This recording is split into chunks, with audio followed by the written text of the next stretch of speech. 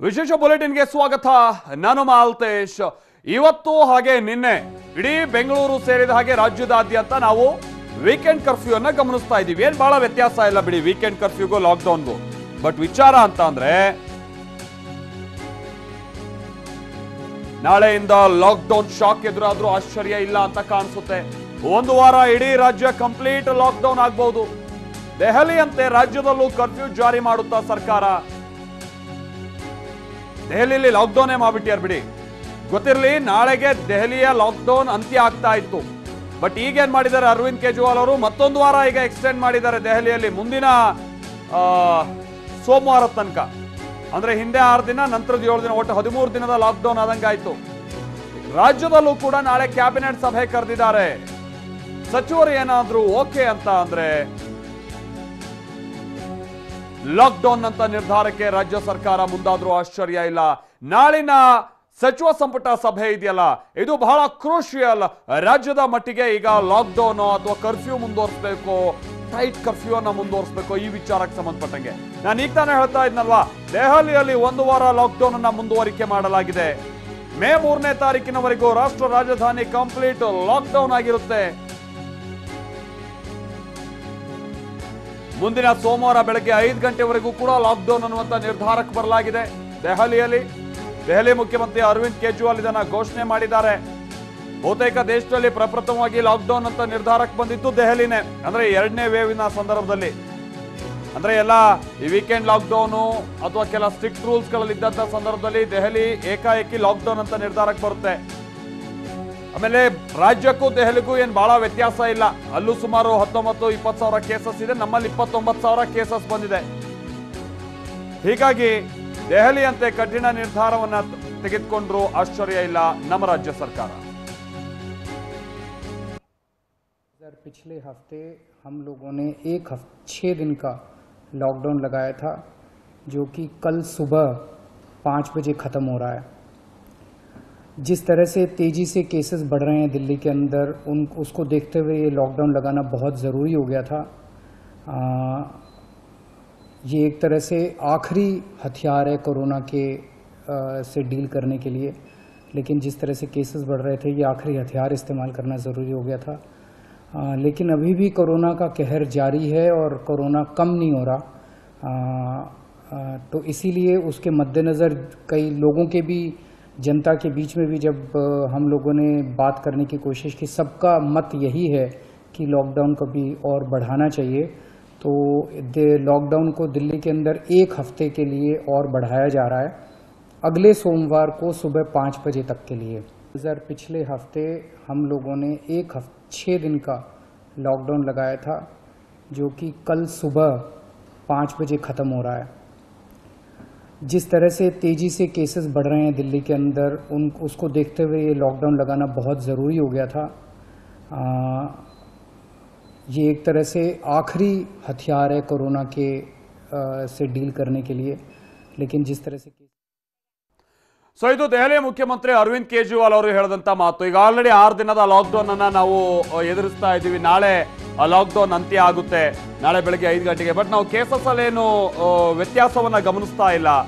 ಹೀಗಾಗಿ ನಾವು ಲಾಕ್ಡೌನ್ ನ ಮುಂದುವರಿಸಬೇಕಾದಂತ ಅನಿವಾರ್ಯತೆಯಲ್ಲಿದ್ದೀವಿ ಅನ್ನುವಂಥದ್ದನ್ನ ಅರವಿಂದ್ ಕೇಜ್ರಿವಾಲ್ ಅವರು ಹೇಳ್ತಾ ಇದ್ರು. ಮತ್ತೊಂದ್ ಕಡೆ ಬೆಂಗಳೂರು ವಿಚಾರವಾಗಿ ಬರೋಣ. ಇಲ್ಲೂ ಕೂಡ ಏನ್ ಕೇಸಸ್ಗೆ ಕಡಿವಾಣ ಹಾಕುವಂತ ನಿಟ್ಟಿನಲ್ಲಿ ಸಾಧ್ಯ ಆಗ್ತಾ ಇಲ್ಲ. ನೈಟ್ ಕರ್ಫ್ಯೂ ಅಂತೇಳಿ 10 ದಿವಸ ಮಾಡಿದ್ರು ಏನು ಅನುಕೂಲ ಆಗಿಲ್ಲ. ಈಗ ಉಳಿದಂತ 2 ದಿನದ ವೀಕೆಂಡ್ ಕರ್ಫ್ಯೂ ಇದನ್ನ ನಾವು ನೋಡ್ಬೇಕಿದೆ, ಇದ್ರ ಎಷ್ಟು ಮಟ್ಟಿಗೆ ಎಫೆಕ್ಟಿವ್ ಆಗಿರುತ್ತೆ ಅನ್ನುವಂತ ಸಂಗತಿಯನ್ನ. ಬಟ್ ಇದೇ ವಿಚಾರಕ್ಕೆ ಸಂಬಂಧಪಟ್ಟಂಗೆ ಈಗ ರಾಜ್ಯ ಸರ್ಕಾರವು ಕೂಡ ತಲೆ ಕೆಡಿಸ್ಕೊಳ್ಬೇಕಾದಂತ ಅನಿವಾರ್ಯತೆಗೆ ಬಂದಿದೆ. ಆಮೇಲೆ ಈ ನೈಟ್ ಕರ್ಫ್ಯೂ ಅಥವಾ ಈ ವೀಕೆಂಡ್ ಕರ್ಫ್ಯೂನಲ್ಲಿ ಏನೇ ಕಂಟ್ರೋಲಿಗೆ ಬಂದರೂ ಕೂಡ ಈಗ ಪರಿಸ್ಥಿತಿ ಕೈ ಮೀರಿ ಹೋಗಾಗಿದೆ. ಹೀಗಾಗಿ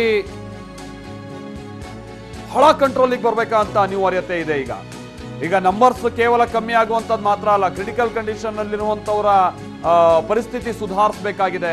ಹಾಸ್ಪಿಟಲ್ನಲ್ಲಿ ಬೆಡ್ ಸಿಗಬೇಕಾದಂತಹ ಅಥವಾ ಬೆಡ್ ಕಾದಿರಿಸುವಂತ ನಿಟ್ಟಿನಲ್ಲಿ ವ್ಯವಸ್ಥೆ ಆಗಬೇಕಾಗಿದೆ. ಯಾಕಂತಾದ್ರೆ ಈಗ ಒಂದು ಬೆಡ್ ಅಂತ ಅಂದ್ರೆ 7-8 ಮಂದಿ ಪೇಷಂಟ್ಸ್ಗಳು ಒಂದೊಂದು ಹಾಸ್ಪಿಟಲ್ ನಾವು ನೋಡ್ತಾ ಇದೀವಿ. ಅದರಲ್ಲೂ ಆಕ್ಸಿಜನ್ ಬೆಡ್ ಜೊತೆಗೆ ವೆಂಟಿಲೇಟರ್ ಬೆಡ್ಗಳು, ಆ ಪರಿಸ್ಥಿತಿ ಸುಧಾರಿಸಬೇಕಾಗಿದೆ. ಹೀಗಾಗಿನೇ ನಾಳಿನ ಕ್ಯಾಬಿನೆಟ್ ಮೀಟಿಂಗ್ ನಲ್ಲಿ ಇದಕ್ಕೆ ಸಂಬಂಧಪಟ್ಟಂಗೆ ಒಂದು ನಿರ್ಧಾರಕ್ಕೆ ಬರ್ತಾರೆ. ಬಹಳ ಮಹತ್ವವನ್ನ ಪಡೆದುಕೊಂಡಿರುವಂತಹ ಕ್ಯಾಬಿನೆಟ್ ಮೀಟಿಂಗ್ ಇದು. ಆಮೇಲೆ ಇಲ್ಲಿ ಎಲ್ಲಾ ಸಚಿವರುಗಳು ಕೂಡ ಇರುವಂತ ಕಾರಣಕ್ಕಾಗಿ ಆಯಾ ಇಲಾಖಾವಾರು ಕೂಡ ಸಂಬಂಧಪಟ್ಟಂಗೆ ಸಚಿವರು ನಾಳೆ ಪ್ರಸ್ತಾಪವನ್ನ ಮಾಡ್ತಾರೆ. ಲಾಕ್ಡೌನ್ ಇಂದ ನಮ್ಮ ಇಲಾಖೆಗೆ ಏನಾದ್ರು ಸಮಸ್ಯೆಗಳಾಗುತ್ತೋ ಅನ್ನೋಂಥದ್ದು. ಫಾರ್ ಎಕ್ಸಾಂಪಲ್ ಕೈಗಾರಿಕೆಗೆ ಸಂಬಂಧಪಟ್ಟಂಗೆ ಜಗದೀಶ್ ಶೆಟ್ಟರ್ ಅವರು ಏನಾದರೂ ಖಾತೆ ತೆಗಿಬಹುದು, ಬೇಡ ಲಾಕ್ಡೌನ್ ಕೈಗಾರಿಕೆಗೆ ಸಮಸ್ಯೆ ಆಗುತ್ತೆ ಅನ್ನುವಂಥ ನಿಟ್ಟಿನಲ್ಲಿ, ಅಥವಾ ಬೇರೆ ಬೇರೆ ಸಿವಿಲ್ ವರ್ಕಿಗೆ ಸಂಬಂಧಪಟ್ಟ ಹಾಗೆ ಬೇರೆ ಬೇರೆ ಇಲಾಖೆಯವರು ಕೂಡ ಹೇಳ್ಬೋದು. ಹೀಗಾಗಿ ನಾಳೆ ಇರುವಂತ ಸಭೆಯಲ್ಲಿ ಆಯಾ ಸಚಿವರುಗಳ ಜೊತೆಗೆ ಡಿಸ್ಕಷನ್ ಆಗುತ್ತೆ. 11 ಗಂಟೆಗೆ ನಡೆಯಲಿರುವಂತ ಕ್ಯಾಬಿನೆಟ್ ಮೀಟಿಂಗ್. ನಾಳೆ ಕ್ಯಾಬಿನೆಟ್ ಮೀಟಿಂಗ್ ನಲ್ಲಿ 3 ಮಹತ್ವದ ವಿಚಾರ ಚರ್ಚೆ ಆಗುತ್ತೆ ಅನ್ನುವಂಥ ಸಂಗತಿ ಗೊತ್ತಾಗ್ತಾ ಇದೆ. ವಾರ ಪೂರ್ತಿ ಕರ್ಫ್ಯೂ ವಿಸ್ತರಣೆ ಬಗ್ಗೆ ಸಚಿವರ ಅಭಿಪ್ರಾಯವನ್ನ ಮುಖ್ಯಮಂತ್ರಿಗಳು ಕೇಳ್ತಾರೆ. ಈಗಿರುವಂತ ಕರ್ಫ್ಯೂನೇ ನಾವು ವಾರ ಪೂರ್ತಿ ವಿಸ್ತರಣೆ ಮಾಡಿಬಿಡೋಣ ಅನ್ನುವಂಥ ನಿಟ್ಟಿನಲ್ಲಿ ಮತ್ತಷ್ಟು ಕಟ್ಟುನಿಟ್ಟಿನ ಕ್ರಮಗಳ ಬಗ್ಗೆನೂ ಕೂಡ ಚರ್ಚೆ ಆಗುತ್ತೆ. ಈ ವಾರ ಪೂರ್ತಿ ಏನು ಮುಂದುವರಿಸಬೇಕಾಗಿರುವಂತ ಕರ್ಫ್ಯೂ ಅಲ್ಲಿ ಬೇರೆ ಏನಾದರೂ ನಾವು ಸ್ಟ್ರಿಕ್ಟ್ ಆಗಿ ರೂಲ್ಸ್ಗಳನ್ನ ಇಂಪ್ಲಿಮೆಂಟ್ ಮಾಡಬೇಕಾ ಅಂತ. ಅದರ ಜೊತೆಗೆ ವ್ಯಾಕ್ಸಿನ್ ಉಚಿತವಾಗಿ ನೀಡುವ ಬಗ್ಗೆಯೂ ಕೂಡ ಸಭೆಯಲ್ಲಿ ಸಚಿವರಿಂದ ಪ್ರಸ್ತಾಪ ಆಗುತ್ತೆ. ದೇಶದ ಹಲವು ರಾಜ್ಯಗಳಲ್ಲಿ ಈಗ ಆಲ್ರೆಡಿ ಫ್ರೀ ಆಗಿ ವ್ಯಾಕ್ಸಿನ್ ಅನ್ನ ಕೊಡಲಾಗ್ತಾ ಇದೆ. ಅದು ಈ ಚುನಾವಣೆ ಸಂದರ್ಭದಲ್ಲಿ ಕೊಟ್ಟಂತ ಭರವಸೆಗೆ ಸಂಬಂಧಪಟ್ಟಂಗೆ ಮಾತ್ರ ಅಲ್ಲ, ಅದನ್ನು ಹೊರತುಪಡಿಸಿಯೂ ಕೂಡ. ಯಾಕಂದ್ರೆ ಕೆಲ ಪಕ್ಷಗಳು ಇಂತಿಂತ ಕಡೆ ನಾವು ಫ್ರೀಯಾಗಿ ಕೊಟ್ಬಿಡ್ತೀವಿ ನಮ್ಮ ಪಕ್ಷ ಅಧಿಕಾರಕ್ಕೆ ಬಂದ್ರೆ ಅನ್ನುವಂಥ ರೀತಿಯಾಗೆಲ್ಲ ಹೇಳಿದ್ದುಂಟು. ಬಟ್ ಈಗ ಮಹಾರಾಷ್ಟ್ರ ಸರ್ಕಾರವು ಕೂಡ ಉಚಿತವಾಗಿ 18 ವರ್ಷ ಮೇಲ್ಪಟ್ಟಂತವರಿಗೆಲ್ಲ ನಾವು ವ್ಯಾಕ್ಸಿನ್ ಕೊಡ್ತೀವಿ ಅನ್ನುವಂಥ ಸಂಗತಿಯನ್ನು ಹೇಳಿದ್ದಾರೆ. ಈ ಎಲ್ಲ ಬೆಳವಣಿಗೆ ನಡುವೆ ರಾಜ್ಯದಲ್ಲೂ ಕೂಡ ಉಚಿತವಾಗಿ ವ್ಯಾಕ್ಸಿನ್ ನೀಡುವ ಬಗ್ಗೆ ಗಂಭೀರವಾದಂಥ ಚರ್ಚೆ ಆಗುತ್ತೆ. ಈ ರೀತಿಯಾಗಿ ಉಚಿತವಾಗಿ ವ್ಯಾಕ್ಸಿನ್ ನೀಡೋದಾದ್ರೆ ಎಷ್ಟು ಹೊರೆಯಾಗುತ್ತೆ ಸರ್ಕಾರಕ್ಕೆ ಅನ್ನುವಂಥ ಲೆಕ್ಕಾಚಾರ ಆಗುತ್ತೆ. ಕೋವಿಡ್ ನಿರ್ವಹಣೆಗೆ ಹಣಕಾಸು ಬಿಡುಗಡೆಗೆ ಸಂಬಂಧಪಟ್ಟ ಹಾಗೆನೂ ಕೂಡ ಸಭೆಯಲ್ಲಿ ನಿರ್ಧಾರ ಆಗುತ್ತೆ. ಯಾಕಂತ ಅಂದ್ರೆ ಈ ಕಾಂಟ್ರಾಕ್ಟ್ ಬೇಸಿಸ್ ಮೇಲೆ ಕೆಲಸ ಮಾಡ್ತಿರೋರು ಅವರಿಗೆಲ್ಲ ನೆಟ್ಟಿಗೆ ಸಂಬಳನೇ ಆಗಿಲ್ಲ ಅನ್ನುವಂಥದ್ದು ಗೊತ್ತಾಗ್ತಾ ಇದೆ. ಹೆಲ್ತ್ ವಾರಿಯರ್ಸ್ ಅಂತ ನಾವೇನು ಅವ್ರನ್ನೂ ಕೂಡ ಪರಿಗಣಿಸ್ತೀವಿ, ಅವರಿಗೂ ಸರಿಯಾಗಿ ಸಂಬಳ ಆಗಿಲ್ಲ. ಆಮೇಲೆ ಹಳೆ ಪೇಮೆಂಟ್ ಅನ್ನ ಹಾಸ್ಪಿಟಲ್ಸಿಗೆ ಕೊಟ್ಟಿಲ್ಲ ಅನ್ನುವಂಥದ್ದು ಬೇರೆ ಆರೋಪ ಇದೆ. ಹಾಗಾಗಿ ಈ ಸೆಕೆಂಡ್ ವೇವ್ ಅಲ್ಲಿ ಬಹಳ ಹುಮ್ಮಸ್ಸಿನಿಂದ ಕೆಲಸ ಮಾಡ್ತಾ ಇಲ್ಲ. ಯಾಕಂದ್ರೆ ಅವ್ರಿಗೆ ಆಗಿರುವಂಥ ಸಮಸ್ಯೆ ಹಾಗಾಗ್ಬಿಟ್ಟಿದೆ ಸರ್ಕಾರದಿಂದ. ಎಲ್ಲ ಕಾರಣಕ್ಕಾಗಿ ಬಹಳ ಮಹತ್ವವನ್ನ ಪಡೆದುಕೊಂಡಿರುವಂತ ಕ್ಯಾಬಿನೆಟ್ನ ಸಭೆ ಕಡೆಗೆ ಇಡೀ ರಾಜ್ಯದ ಜನ ಇದೀಗ ಗಮನ ಕೊಡ್ತಾ ಇದ್ದಾರೆ. ಯಾಕೆ ಗಮನ ಕೊಡ್ತಾ ಇದ್ದಾರೆ? ಏನಾದ್ರು ಲಾಕ್ಡೌನ್ ಅಂತ ನಿರ್ಧಾರಕ್ಕೆ ರಾಜ್ಯ ಸರ್ಕಾರ ಬಂದ್ಬಿಡುತ್ತಾ ಅಂತ. ಆಮೇಲೆ ಒಂದು ವಿಚಾರ ನಿಮಗೆ ಗೊತ್ತಿರಲಿ, ಕಳೆದ ಬಾರಿ ನಾವು ಲಾಕ್ಡೌನ್ ಅಂತ ನಿರ್ಧಾರ ದೇಶದಾದ್ಯಂತ ತೆಗೆದುಕೊಂಡಂತ ಸಂದರ್ಭದಲ್ಲಿ ನಮ್ಮ ರಾಜ್ಯದಲ್ಲಿ 3ರಿಂದ 4 ಕೇಸ್ ಇತ್ತು. ಈಗ 30,000 ಕೇಸಸ್ ಇದೆ. ಹೀಗಾಗಿ ಕಂಟ್ರೋಲ್ ಮಾಡುವಂಥದ್ದು ತೀರಾ ಕಷ್ಟವಾಗುತ್ತೆ. ಬೆಂಗಳೂರಿನಲ್ಲಿ ಅಂಕೆ ಸಂಖ್ಯೆಗೂ ಸಿಗದೆ ಹೆಮ್ಮಾರಿ ಆರ್ಭಡಿಸ್ತಾ ಇದೆ. ನೀವು ನೋಡ್ತಾ ಇರ್ಬೋದು, ಬಹಳ ಕೇಸಸ್ಗಳು ಹೆಚ್ಚಾಗ್ತಾ ಇರುವಂತ ಸಂದರ್ಭ ಇದು. ಆಮೇಲೆ ಕೇಸಸ್ಗಳು ಹೆಚ್ಚಾಗೋದ್ರ ಜೊತೆಗೆ ಸಾವಿನ ಸಂಖ್ಯೆ ಜಾಸ್ತಿ ಆಗ್ತಾ ಇದೆ. ಇದು ಇಲ್ಲಿ ಬಹಳ ಸಮಸ್ಯೆಯನ್ನ ತಂದೊಡ್ತಾ ಇರುವಂತದ್ದು. ದಿನೇ ದಿನೇ ಹೆಚ್ಚುತ್ತಾ ಇದೆ ಸೋಂಕಿನಿಂದ ಜೀವ ಕಳ್ಕೊಂಡವರ ಸಂಖ್ಯೆ. ಯಾಕಂದ್ರೆ ಆಚೆ ಮೊನ್ನೆ ನಾವು ನೋಡೋದಾದ್ರೆ 70-80 ಇದ್ದಂಥದ್ದು 100 ದಾಟ್ ಬಂದಾಗಿದೆ. ಈಗ 140-150 ಆಸ್ಪಾಸಲ್ಲಿದೆ. ಬೆಂಗಳೂರಿನಲ್ಲಿ ಕೇವಲ ಮೃತಪಡ್ತಾ ಇರುವಂತವ್ರ ಸಂಖ್ಯೆ ರಾಜ್ಯದಲ್ಲಿ 200 ದಾಟ್ ಹೋಗಾಗಿದೆ. ಕರ್ನಾಟಕ ಮತ್ತು ಬೆಂಗಳೂರಿನಲ್ಲಿ ಸೋಂಕಿನ ಸಂಖ್ಯೆ ದುಪ್ಪಟ್ಟಾಗ್ತಾ ಇದೆ. ಆಮೇಲೆ ಬಹಳ ಹಳ್ಳಿಗಳಲ್ಲೂ ಕೂಡ ಕೇಸಸ್ಗಳು ಪತ್ತೆ ಆಗ್ತಾ ಇದೆ. ಇದು ಇಲ್ಲಿ ಬಹಳ ತಲೆ ಕೆಡಿಸ್ಕೊಳ್ಬೇಕಾಗಿರುವಂತಹ ಸಂಗತಿ ಆಗಿದೆ. ಮೊನ್ನೆ ರಾಜ್ಯದಲ್ಲಿ 26,962 ಕೇಸ್ ಇತ್ತು. 26,190 ಮಂದಿ ಸಾವನ್ನಪ್ಪಿದ್ರು. 190 ಅನ್ನುವಂಥದ್ದನ್ನೇ ನಾವು ಕೇಳಿ ಶಾಕ್ ಆಗಿದ್ವಿ. ಮೊನ್ನೆ ಬೆಂಗಳೂರಿನಲ್ಲೇ ವಿಚಾರಕ್ಕೆ ಬರೋದಾದ್ರೆ 15,244 ಕೇಸಸ್ ಪತ್ತೆಯಾಗಿತ್ತು. ಪಾಸಿಟಿವ್ ಕೇಸಸ್ಗಳು 68 ಸಾವಾಗಿತ್ತು. ಎಲ್ಲಿ? ಬೆಂಗಳೂರಿನಲ್ಲಿ ಮೊನ್ನೆ ಕೇಸಸ್ಗಳನ್ನ ನಾವು ನೋಡಿದ್ರೆ. ಆದರೆ ನಿನ್ನೆ ನಿಜಕ್ಕೂ ಕೂಡ ಶಾಕಿಂಗ್ ಆಗಿತ್ತು. ಯಾಕಂತಂದ್ರೆ 29,438 ಕೇಸಸ್ ಪತ್ತೆ ಆಗಿರೋದು. ಅದರ ಜೊತೆಗೆ 208 ಮಂದಿ ಮೃತಪಟ್ಟಿರ್ತಾರೆ ರಾಜ್ಯದಾದ್ಯಂತ. 208, ನಾವು 200 ಕ್ರಾಸ್ ಮಾಡಿಬಿಟ್ಟಿದ್ದೀವಿ ಸಾವಿನ ವಿಚಾರದಲ್ಲಿ. ಬೆಂಗಳೂರಿನಲ್ಲಿ ಒಂದೇ ದಿನ ಮೊನ್ನೆ 69 ಇದ್ದಂಥದ್ದು ನಿನ್ನೆ 149ಕ್ಕೆ ಏರಿಕೆ ಆಗುತ್ತೆ.